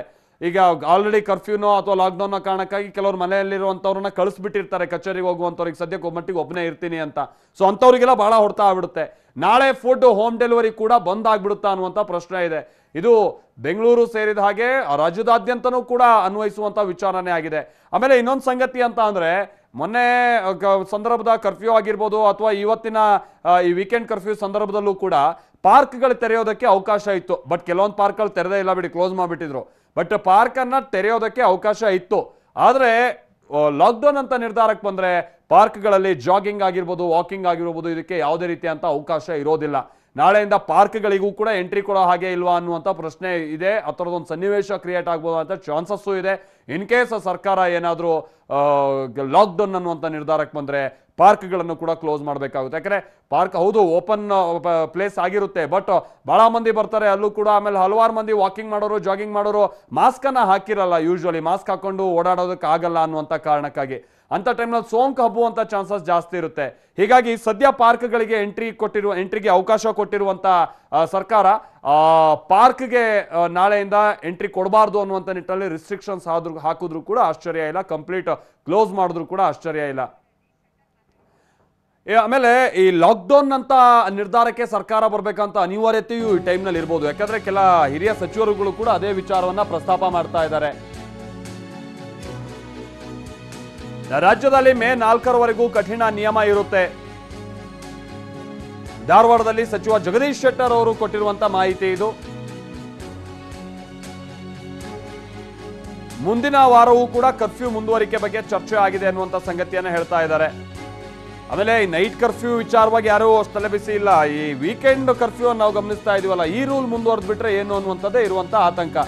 ಹಾಗಾಗಿ ನೈಟ್ ಕರ್ಫ್ಯೂ ರೀತಿಯಾಗಿ ಈ ವೀಕೆಂಡ್ ಕರ್ಫ್ಯೂ ರೀತಿಯಾಗಿ ವೀಕ್ ಡೇಸ್ ಅಲ್ಲೂ ಕೂಡ ವೀಕೆಂಡ್ ಕರ್ಫ್ಯೂ ಮುಂದುವರೆದ್ರೂ ಕೂಡ ಆಶ್ಚರ್ಯ ಇಲ್ಲ. ಮುಖ್ಯಮಂತ್ರಿ BS ಯಡಿಯೂರಪ್ಪನವರೇ ಮುಂದಿನ ನಿರ್ಧಾರವನ್ನು ಕಂಪ್ಲೀಟ್ ಆಗಿ ತೆಗೆದುಕೊಳ್ತಾರೆ ಅನ್ನುವಂಥ ಸಂಗತಿಯನ್ನು ಕೂಡ ಇಲ್ಲಿ ಜಗದೀಶ್ ಶೆಟ್ಟರ್ ಅವರು ಹೇಳ್ತಾ ಇದ್ದಾರೆ. ಏನ್ ಹೇಳಿದ್ದಾರೆ ಜಗದೀಶ್ ಶೆಟ್ಟರ್ ಅವರು ಇದಕ್ಕೆ ಸಂಬಂಧಪಟ್ಟಂಗೆ ಬನ್ನಿ ಕೇಳೋಣ. ವೀಕೆಂಡ್ ಕರ್ಫ್ಯೂ ಈಗ ಮೇ 4ನೇ ತಾರೀಕುವರೆಗೆ ರಿಸ್ಟ್ರಿಕ್ಷನ್ ಇದೆ ಹಿಂದಿನ ಗೈಡ್ಲೈನ್ಸ್ ಪ್ರಕಾರ. ವೀಕೆಂಡ್ ಕರ್ಫ್ಯೂ ಅಂದರೆ ನೆಕ್ಸ್ಟ್ ಸ್ಯಾಟರ್ಡೆ ಸಂಡೇನೂ ಇರ್ತದೆ. ಇನ್ನೂ ವೀಕೆಂಡ್ ಕರ್ಫ್ಯೂ ಹೋಗಿಲ್ಲ. ಮತ್ತು ಉಳಿದ ದಿವಸ ಕರ್ಫ್ಯೂ ಹಾಕಬೇಕು ಬೇಡೋ ಅನ್ನುವಂಥದ್ದು ಮತ್ತೊಂದು ಚರ್ಚೆ ನಡೀತಾ ಇದೆ. ಕಂಪ್ಲೀಟ್ ಲಾಕ್ಡೌನ್ ಮಾಡಬೇಕು ಬೇಡ ಅನ್ನುವಂಥ ಚರ್ಚೆ ನಡೀತದೆ. ಎಲ್ಲ ವಿಚಾರವಾಗಿ ಇಲ್ಲಿವರೆಗೆ ಏನೇ ನಮ್ಮ ಅನುಭವ ಆಗಿದೆ. ಮತ್ತೊಂದು ಏನಾಗಿದೆ, ಬೆಂಗಳೂರಿನಲ್ಲಿ ಇರುವಂಥ ವ್ಯವಸ್ಥೆನೋ ಇದ್ರ ಬಗ್ಗೆ ನಾಳೆ ಕ್ಯಾಬಿನೆಟ್ದಲ್ಲಿ ಮೀಟಿಂಗ್ ಇದೆ. ಕ್ಯಾಬಿನೆಟ್ 11 ಗಂಟೆಗೆ. ನಾನು ಇವತ್ತು ಸಾಯಂಕಾಲ ಬೆಂಗಳೂರು ಹೋಗ್ತಾ ಇದ್ದೇನೆ. ಎಲ್ಲ ವಿಚಾರಗಳ ಬಗ್ಗೆ ಅಲ್ಲಿ ಚರ್ಚೆ ಮಾಡಿ ಮುಖ್ಯಮಂತ್ರಿಗಳು ಮುಂದಿನ ನಿರ್ಧಾರಗಳನ್ನು ಪ್ರಕಟ ಮಾಡ್ತಾರೆ. ಲಾಕ್ಡೌನು ಮಾಡಲೇಬೇಕನ್ನುವಂಥದ್ದು ಅಭಿಪ್ರಾಯ ನಮ್ಮದು ಅಲ್ಲ. ಆದರೆ ಪರಿಸ್ಥಿತಿ ಏನಾಗಿದೆ, ಇವತ್ತು ಕೆಲವು ರಿಸ್ಟ್ರಿಕ್ಷನ್ ನಾವು ಹಾಕದೇ ಇದ್ದರೆ ಜನ ಒಂದು ನಿಯಂತ್ರಣಕ್ಕೆ ಬರುವುದಿಲ್ಲ. ಈಗ ನೋಡಿ, ಇದೇನೋ ಲಾಂಗ್ ರನ್ ಅಲ್ಲ. ಹಿಂದೆ 3 ತಿಂಗಳ ಲಾಕ್ಡೌನ್ ಇದೆ. ಈಗ ಕೇವಲ 8 ದಿವಸದ ಪ್ರಶ್ನೆ ಮಾತ್ರ ಇದೆ. ಒಂದು ಚೈನ್ ಬ್ರೇಕ್ ಮಾಡ್ಬೇಕಂತಾರಲ್ಲ, ಆ ಚೈನ್ ಬ್ರೇಕ್ ಅದನ್ನು ಮಾಡಬೇಕಾಗಿದೆ. ಅದಕ್ಕಾಗಿ ಒಂದು 10-12 ದಿವಸದ್ದು ಇದೆ. ಇದು ಮೇ 4ನೇ ತಾರೀಕುವರೆಗೆ ನೋಡೋಣಂತೆ. ನೋಡಿಕೊಂಡು ಪರಿಸ್ಥಿತಿ ನೋಡಿಕೊಂಡು ಈ ಪೀಕ್ ಹೋಗಿದೆ ಭಾಳ ಕಂಪೇರಿವ್ ಟು ಹಿಂದಿನ ವರ್ಷ ನೋಡಿದಾಗ ಈಗ ಜಾಸ್ತಿ ಇದೆ. ಅದಕ್ಕೆ ಸ್ವಲ್ಪ ರೇಟ್ ಕಡಿಮೆ ಆತಂದರೆ ರಿಸ್ಟ್ರಿಕ್ಷನ್ನು ಕಡಿಮೆ ಹಾಕೊಂತ ಹೋಗ್ತಾವೆ. ಅದಕ್ಕೆ ಆದಷ್ಟು ನಿಯಂತ್ರಣ ಮಾಡುವಂಥದ್ದು ಜನ ಸಹಕಾರ ಮಾಡಬೇಕಂತ ನಾವು ವಿನಂತಿ ಮಾಡ್ತೀವಿ. ಸೊ ಇದು ಜಗದೀಶ್ ಶೆಟ್ಟರ್ ಅವರು ಆಡಿರುವಂಥ ಮಾತು. ಅಂದ್ರೆ ಅವರು ಕೂಡ ಬಹಳ ಸ್ಪಷ್ಟವಾಗಿ ಇಲ್ಲಿ ಹೇಳ್ತಾ ಇದ್ದಾರೆ ಈ ಚೈನ್ ಬ್ರೇಕ್ ಮಾಡಬೇಕಾದಂತ ಅನಿವಾರ್ಯತೆ ಇದೆ ಅಂತ. ಬಟ್ ಅವ್ರು ಇನ್ನೊಂದು ಸಂಗತಿಯನ್ನು ಹೇಳ್ತಾ ಇದ್ದಾರೆ, ಹೆಂಗಿದ್ರು ಈಗ ಕಠಿಣ ರೂಲ್ಸ್ ಮೇ 4ನೇ ತಾರೀಕಿನ ತನಕ ಕೂಡ ಚಾಲ್ತಿಯಲ್ಲಿರುತ್ತೆ. ಇಷ್ಟೇ ಸಾಕ ಅಥವಾ ಇದಕ್ಕಿಂತ ಮೀರಿದಂತ ಕಠಿಣವಾದಂಥ ರೂಲ್ಸ್ಗಳನ್ನ ಏನಾದ್ರು ಜಾರಿಗೆ ತರಬೇಕಾ ಅನ್ನುವಂಥ ನಿಟ್ಟಿನಲ್ಲಿ ಯೋಚನೆ ಮಾಡೋದಕ್ಕೆ ಸರ್ಕಾರ ಮುಕ್ತವಾಗಿದೆ ಅನ್ನುವಂಥ ಸಂಗತಿಯನ್ನ ಕೂಡ ಹೇಳಿದ್ದಾರೆ. ಅಂದ್ರೆ ಎಲ್ಲರ ಗಮನ ಈಗಿರುವಂಥದ್ದು ನಾಳಿನ ಲಾಕ್ಡೌನ್ ಸಂದರ್ಭದಲ್ಲಿ ಏನಾದ್ರು ನಿರ್ಧಾರಕ್ಕೆ ಈ ವಿಚಾರಕ್ಕೆ ಸಂಬಂಧಪಟ್ಟ ಹಾಗೆ ಬರಬಹುದಾ ಅಂತ ಹೇಳಿ. ವೀಕೆಂಡ್ ಕರ್ಫ್ಯೂ ಮುಂದುವರಿಸೋ ಬಗ್ಗೆ ಸಿಎಂ ನಿರ್ಧಾರವೇ ಅಂತಿಮ ಅನ್ನುವಂಥದ್ದನ್ನ ಕೂಡ ಹಲವು ಮಂದಿ ಹೇಳ್ತಾ ಇದ್ದಾರೆ. ಇನ್ಫ್ಯಾಕ್ಟ್ ಕೇಂದ್ರ ಸಚಿವ ಡಿ ವಿ ಸದಾನಂದಗೌಡ ಇದಕ್ಕೆ ಸಂಬಂಧಪಟ್ಟಂಗೆ ಇವತ್ತು ಮಾತನಾಡ್ತಾರೆ. ವೀಕೆಂಡ್ ಕರ್ಫ್ಯೂ ಅನ್ನ ಮುಂದುವರಿಸುವಂತ ನಿಟ್ಟಿನಲ್ಲಿ ಮುಖ್ಯಮಂತ್ರಿಗಳು ನಿರ್ಧಾರವನ್ನ ತೆಗೆದುಕೊಳ್ತಾರೆ. ಅದನ್ನ ಮುಂದುವರಿಸಬೇಕು ಅಥವಾ ವೀಕೆಂಡ್ಗೆ ಮಾತ್ರ ಅದನ್ನ ಸೀಮಿತವಾಗಿಡಬೇಕು, ಇದೆಲ್ಲ ವಿಚಾರವನ್ನು ಕೂಡ ಮುಖ್ಯಮಂತ್ರಿಗಳೇ ನಿರ್ಧಾರಕ್ಕೆ ಬರ್ತಾರೆ ಅನ್ನೋದನ್ನ ಹೇಳ್ತಾರೆ. ಅಗತ್ಯ ಬಿದ್ದರೆ ಕರ್ಫ್ಯೂ ಅನ್ನ ಮುಂದುವರಿಸ್ತಾರೆ, ಸಿಎಂಗೆ ಬಿಟ್ಟಿದ್ದು ಅಂತ ಬಹಳ ಮಂದಿ ಈಗ ಹೇಳ್ತಾ ಇರುವಂತ ಸಂಗತಿ. ಅಂದ್ರೆ ಕೊರೋನಾ ಕೇಸಸ್ಗಳನ್ನ ಕಂಟ್ರೋಲ್ ಮಾಡುವಂತ ನಿಟ್ಟಿನಲ್ಲಿ ಕಠಿಣವಾದಂಥ ರೂಲ್ಗಳ ಅವಶ್ಯಕತೆ ಇದೆ ಅನ್ನುವಂತ ಹೇಳ್ತಾ ಇದ್ದಾರೆ. ಆ ಕಠಿಣವಾದಂಥ ರೂಲ್ ಅದು ವೀಕೆಂಡ್ ಕರ್ಫ್ಯೂ ಮುಖ್ಯವಾಗಿನೇ ಸಾಕಾ ಅಥವಾ ಲಾಕ್ಡೌನ್ ಅನ್ನುವಂಥದ್ದು ಬರಬೇಕಾ ಅನ್ನುವಂಥದ್ದೇ ಈಗಿರುವಂಥ ಪ್ರಶ್ನೆ. ಬಟ್ ವೀಕೆಂಡ್ ಕರ್ಫ್ಯೂ ಅಲ್ಲೂ ನಾವು ನೋಡ್ಬೋದು ಕೆಲವೊಂದಷ್ಟಕ್ಕೆ ಆಯ್ದ ವಿನಾಯಿತಿಯನ್ನೆಲ್ಲ ಕೊಟ್ಟಿದ್ದಾರೆ. ಹಾಗೇನಾದ್ರೂ ಇನ್ನೂ ಕಠಿಣವಾದ ರೂಲ್ ಅಂತ ಅಂದ್ರೆ ವಿನಾಯಿತಿಗಳನ್ನ ಕಟ್ ಮಾಡ್ತಾ ಹೋಗ್ತಾರಷ್ಟೇ. ಏನ್ ಹೇಳಿದ್ರು ಡಿ ವಿ ಸದಾನಂದಗೌಡರು ಇದಕ್ಕೆ ಸಂಬಂಧಪಟ್ಟಂಗೆ ಬನ್ನಿ ಕೇಳೋಣ. ನಿನ್ನೆ ಇವತ್ತು ಮಾಡಿದಂತ ವೀಕೆಂಡ್ ಕರ್ಫ್ಯೂ ಒಂದು ಒಳ್ಳೇದಾಗಿದೆ. ಡಾಕ್ಟರ್ ಸುಧಾಕರ್ ಹೇಳ್ತಾ ಇದ್ರು ಸರ್, ಈಗ ವೀಕೆಂಡ್ ಕರ್ಫ್ಯೂ ತುಂಬಾ ಯಶಸ್ವಿಯಾಗಿದೆ ಅಂತ ಹೇಳ್ತೀರಾ. ಮತ್ತೆ ಅದೇ ರೀತಿಯಾಗಿ ವೀಕೆಂಡ್ ಕರ್ಫ್ಯೂ ಮುಂದುವರಿಬೇಕು ಅಂತ ಏನಾದ್ರು ಇದೆಯಾ ಸರ್ ಅಭಿಪ್ರಾಯ? ನೋಡಿ, ಬರ್ತಾ ಇದೆ ಪರವಾಗಿ ಇದೆಲ್ಲ ತೀರ್ಮಾನಗಳನ್ನ ಇವತ್ತಿನ ವೀಕೆಂಡ್ ಆದ್ಮೇಲೆ ನಮ್ಮ ರಾಜ್ಯದ ಮುಖ್ಯಮಂತ್ರಿಗಳು ಅವರ ಸಂಪುಟ ಸಹೋದ್ಯೋಗಿಗಳು ಸೇರ್ಕೊಂಡು ತೀರ್ಮಾನಗಳನ್ನು ಮಾಡ್ತಾರೆ. ಅಗತ್ಯ ಬಿದ್ದರೆ ಅದನ್ನು ಮುಂದುವರಿಸುವಂತ ಕೆಲಸ ಕಾರ್ಯಗಳನ್ನು ಸರ್ಕಾರ ಮಾಡ್ತಾರೆ. ನಿನ್ನೆ ಇವತ್ತು ಮಾಡಿದಂತ ವೀಕೆಂಡ್ ಕರ್ಫ್ಯೂ ಒಂದು ಒಳ್ಳೇದಾಗಿದೆ. ಡಾಕ್ಟರ್ ಸುಧಾಕರ್ ಹೇಳ್ತಾ ಇದ್ರು ಸರ್, ಈಗ ವೀಕೆಂಡ್ ಕರ್ಫ್ಯೂ ತುಂಬಾ ಯಶಸ್ವಿಯಾಗಿದೆ ಅಂತ ಹೇಳ್ತೀರಾ. ಮತ್ತೆ ಅದೇ ರೀತಿಯಾಗಿ ವೀಕೆಂಡ್ ಕರ್ಫ್ಯೂ ಮುಂದುವರಿಬೇಕು ಅಂತ ಏನಾದ್ರು ಇದೆಯಾ ಸರ್ ಅಭಿಪ್ರಾಯ? ನೋಡಿ, ಬರ್ತಾ ಇದೆ ಪರವಾಗಿ ಇದೆಲ್ಲ ತೀರ್ಮಾನಗಳನ್ನ ಇವತ್ತಿನ ವೀಕೆಂಡ್ ಆದ್ಮೇಲೆ ನಮ್ಮ ರಾಜ್ಯದ ಮುಖ್ಯಮಂತ್ರಿಗಳು ಅವರ ಸಂಪುಟ ಸಹೋದ್ಯೋಗಿಗಳು ಸೇರ್ಕೊಂಡು ತೀರ್ಮಾನಗಳನ್ನು ಮಾಡ್ತಾರೆ. ಅಗತ್ಯ ಬಿದ್ದರೆ ಇಲ್ಲಿ ಹಿಂದೆ ನೈಟ್ ಕರ್ಫ್ಯೂ ಅನ್ನುವಂಥ ನಿರ್ಧಾರಕ್ಕೆ ಬಂದಿದ್ದು ಕಂಪ್ಲೀಟ್ ಆಗಿ ಫೇಲ್ಯೂರ್ ಆಗಿತ್ತು, ಅದರಲ್ಲಿ ಏನು ಅನುಕೂಲ ಇರಲಿಲ್ಲ. ಬಟ್ ಈಗ ಈ ವೀಕೆಂಡ್ ಕರ್ಫ್ಯೂ ಅನ್ನುವಂಥದ್ದು ಇದೆಯಲ್ಲ, ಇದರಿಂದ ಏನಾದರೂ ಕೊರೋನಾ ಕೇಸಸ್ಗಳಿಗೆ ಸ್ವಲ್ಪ ಕಡಿವಾಣ ಬೀಳ್ಬೋದು ಅನ್ನುವಂಥದ್ದನ್ನ ಸರ್ಕಾರ ಎದುರು ನೋಡ್ತಾ ಇದೆ. ಹೀಗಾಗಿ ಇದಕ್ಕೆ ಸಂಬಂಧಪಟ್ಟಂಗೆ ಏನೇ ನಿರ್ಧಾರಕ್ಕೆ ಬರಬೇಕಾಗಿದ್ರು ಕೂಡ ನಾಳೆ ನಡೆಯುವಂಥ ಕ್ಯಾಬಿನೆಟ್ ವಿಚಾರಕ್ಕೆ ಸಂಬಂಧಪಟ್ಟ ಹಾಗೆ ನಾವು ನೋಡಬೇಕು, ಕ್ಯಾಬಿನೆಟ್ ಮೀಟಿಂಗಿಗೆ ಸಂಬಂಧಪಟ್ಟ ಹಾಗೆ. ಆಮೇಲೆ ನಿನ್ನೆ ಸಿಎಂ ನೇತೃತ್ವದಲ್ಲಿ ನಡೆದಂಥ ಸಭೆಯಲ್ಲಿ ಈ ಕರ್ಫ್ಯೂ ವಿಸ್ತರಣೆಗೆ ಸಂಬಂಧಪಟ್ಟಂಗೆ ಏನೂ ಚರ್ಚೆ ಆಗಿಲ್ಲ ಅಂತಲೂ ಕೂಡ ಬೆಂಗಳೂರಿನಲ್ಲಿ ಗೃಹ ಸಚಿವ ಬಸವರಾಜ ಬೊಮ್ಮಾಯಿ ಅವರು ಹೇಳಿದ್ದಾರೆ. ಗೃಹ ಸಚಿವರು ಏನು ಹೇಳಿದ್ದಾರೆ, ಈ ಸದ್ಯದ ಸನ್ನಿವೇಶ ಏನಾದ್ರು ಮುಂದುವರಿಸಬೇಕಂತ ಅನಿವಾರ್ಯತೆ ಇದೆಯಾ ಏನು ಎತ್ತ ಅನ್ನೋದಕ್ಕೆ ಸಂಬಂಧಪಟ್ಟಂಗೆ ಬನ್ನಿ ಕೇಳೋಣ. ನಿನ್ನೆ ಚರ್ಚೆಯಲ್ಲಿ ಯಾವುದು ಪ್ರಸ್ತಾಪ ಬಂದಿಲ್ಲ, ಮುಂದುವರಿಸಬೇಕು ಅನ್ನೋಂಥ ಯಾವ ಪ್ರಸ್ತಾಪ ಬಂದಿಲ್ಲ. ಹೀಗಾಗಿ ಅದರ ಮೇಲೆ ಯಾವುದೇ ರೀತಿಯ ಊಹಾಪೋಹಗಳ ವ್ಯಾಖ್ಯಾನವನ್ನು ನಾನು ಮಾಡಕ್ಕೆ ತಯಾರಿಲ್ಲ.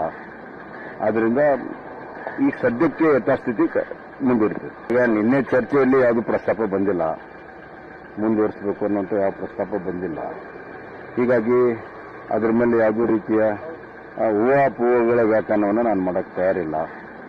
ಆದ್ದರಿಂದ ಈ ಸದ್ಯಕ್ಕೆ ಯಥಾಸ್ಥಿತಿ ಮುಂದುವರಿತದೆ. ಈಗ ನಿನ್ನೆ ಇದೆಲ್ಲದರ ನಡುವೆನೆ ರಾಜ್ಯದ ಜನರು ಜೊತೆಗೆ PUC ವಿದ್ಯಾರ್ಥಿಗಳಿಗೆ ಬಹಳ ಸಿಟ್ಟು ಬಂದಿತ್ತು. ಅದೇನು ಅಂತ ಅಂದ್ರೆ ಪ್ರಾಯೋಗಿಕ ಪರೀಕ್ಷೆಯನ್ನ ನಡೆಸುವಂತ ನಿಟ್ಟಿನಲ್ಲಿ ಮೊನ್ನೆ ಸರ್ಕಾರ ಒಂದು ಸೂಚನೆಯನ್ನ ಕಳಿಸಿತ್ತು. ಆದ್ರೆ ಈಗ ಏಪ್ರಿಲ್ 28ನೇ ತಾರೀಕಿನಿಂದ ಆರಂಭ ಆಗಬೇಕಾಗಿದ್ದಂತ ಆ ಪ್ರಾಯೋಗಿಕ ಪರೀಕ್ಷೆಯನ್ನ ಮುಂದೂಡಿಕೆ ಮಾಡಲಾಗಿದೆ ಅನ್ನುವಂತ ಸಂಗತಿ ಗೊತ್ತಾಗ್ತಾ ಇದೆ. ಕೊರೋನಾ ಸೋಂಕು ವ್ಯಾಪಕವಾಗಿ ಹರಡ್ತಾ ಇರುವಂತಹ ಹಿನ್ನೆಲೆಯಲ್ಲಿ ಈ ಲ್ಯಾಬ್ ಎಕ್ಸಾಮ್ಗಳನ್ನ ಮುಂದೂಡಿಕೆ ಮಾಡಲಾಗಿದೆ ಅನ್ನುವಂತ ಸಂಗತಿ ಗೊತ್ತಾಗ್ತಾ ಇದೆ. ದ್ವಿತೀಯ PUC ಪ್ರಾಯೋಗಿಕ ಪರೀಕ್ಷೆಯನ್ನ ಮುಂದೂಡಿಕೆ ಮಾಡಲಾಗಿದೆ. ವಿದ್ಯಾರ್ಥಿಗಳಿಗೆ ಸದ್ಯದ ಮಟ್ಟಿಗೆ ಇದೊಂದು ಸಮಾಧಾನದ ಸಂಗತಿ. ಶಿಕ್ಷಣ ಸಚಿವ ಸುರೇಶ್ ಕುಮಾರ್ ಅವರು ಇದಕ್ಕೆ ಸಂಬಂಧಪಟ್ಟಂಗೆ ಮಾಧ್ಯಮ ಪ್ರಕಟಣೆಯನ್ನ ಹೊರಡಿಸಿದ್ದಾರೆ. ಯಾವಾಗ ಈ ಲ್ಯಾಬ್ ಎಕ್ಸಾಮ್ ಅನ್ನ ನಡೆಸಲಾಗುತ್ತೆ ಇದೇನು ಕೂಡ ಇನ್ನೂ ಸ್ಪಷ್ಟತೆ ಇಲ್ಲ ಅಂತ ಕಾಣಿಸುತ್ತೆ. ವಾರ್ಷಿಕ ಪರೀಕ್ಷೆ ಮುಗಿದ ಮೇಲೆನೆ ಹಾಗಾದ್ರೆ ಲ್ಯಾಬ್ ಎಕ್ಸಾಮ್ ಮಾಡ್ತಾರಾ ಏನೋ ಗೊತ್ತಿಲ್ಲ. ಈ ತರದ ಕೆಲ ನಿರ್ಧಾರಕ್ಕೆ ಬಂದರೂ ಕೂಡ ಆಶ್ಚರ್ಯ ಇಲ್ಲ, ಮಾಡ್ತಾರೆ ಅನ್ನುವಂಥದ್ದು. ಹೌದು, ಲ್ಯಾಬ್ ಎಕ್ಸಾಮ್ ಅಂದ್ರೆ ವಾರ್ಷಿಕ ಪರೀಕ್ಷೆ ಅಂದ್ರೆ ಫೈನಲ್ ಎಕ್ಸಾಮ್ ಬೋರ್ಡ್ ಎಕ್ಸಾಮ್ ಆದ ನಂತರದಲ್ಲೇ ಲ್ಯಾಬ್ ಎಕ್ಸಾಮ್ ಮಾಡ್ತೀವಿ ಅನ್ನುವಂಥ ನಿಟ್ಟಿನಲ್ಲಿ ನಿರ್ಧರಿಸಿದಾರಂತೆ. ಏಪ್ರಿಲ್ 28ನೇ ತಾರೀಕಿನಿಂದ ಆರಂಭ ಆಗಬೇಕಾಗಿದ್ದಂತ ಈ ಲ್ಯಾಬ್ ಎಕ್ಸಾಮ್ಗಳನ್ನ ಮುಂದೂಡಿಕೆ ಮಾಡಲಾಗಿದೆ.